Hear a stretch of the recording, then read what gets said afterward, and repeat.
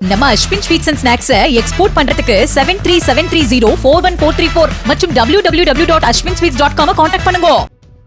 மதுரையில் மது அருந்திய போது நடந்த படுகொலையில் திடீர் திருப்பமாக அதிர்ச்சி தகவல் வெளியாகி உள்ளது. மதுரை மாவட்டம் சிக்கந்தூர் சாவடியை சேர்ந்தவர் சரவணன். இவரது மகன் கமலேஷ். MBA பட்டதாரியான இவர் டிபார்ட்மெண்ட் ஸ்டோரில் வேலை பார்த்து வந்தார். இந்த நிலையில் ஊருக்கு வந்த கமலேஷ் அலங்காநல்லூர் மெயின் ரோட்டில் நண்பர்களுடன் மது அருந்திக் கொண்டிருந்ததாக கூறப்படுகிறது. அப்போது ஏற்பட்ட தகராறில் கமலேஷை கத்திகால் குத்திவிட்டு தப்பியது ஒரு கும்பல். இரத்த வெள்ளத்தில் சரிந்த கமலேஷ் ஆம்புலன்ஸ் மூலம் அரசு மருத்துவமனைக்கு அனுப்பி வைக்கப்பட்டார்.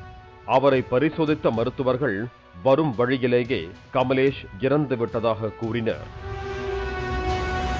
இப்படுகொலை தொடர்பாக அலங்காநல்லூர் காவல் நிலைய போலீசார் வழக்கு பதிவு செய்து விசாரித்த போதுதான் கமலேஷின் சகோதரர்களான சுந்தரழகனும் அழகு ராஜேஷும் அதிரடியாக கைது செய்யப்பட்டனர்.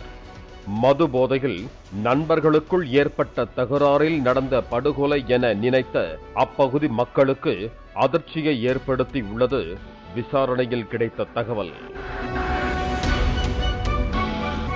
சுந்தரழகன் காதல் திருமணம் செய்தவர். சுந்தரழகனின் மனைவி குறித்து கமலேஷ் அவதூறாக பேசியதாக கூறப்படுகிறது.